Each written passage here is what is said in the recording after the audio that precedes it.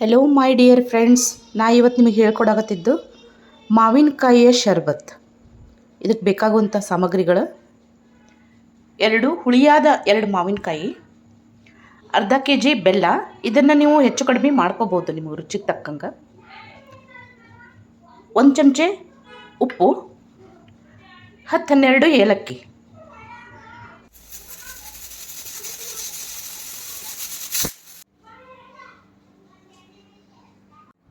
ಪೂರ್ತಿಯಾಗಿ ಕುದ್ದೈತಿ.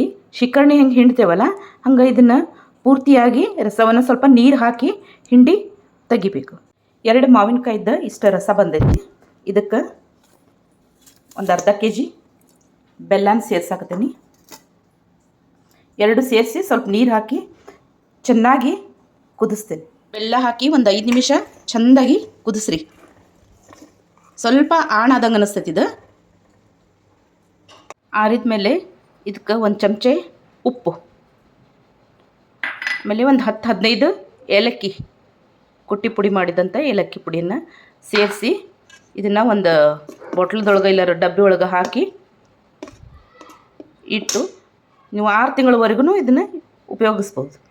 ಒಂದು ಅರ್ಧ ಗ್ಲಾಸ್ ನೀರಿಗೆ ಇದನ್ನು 1-2 ಚಮಚದಷ್ಟು ಬೆರೆಸಿ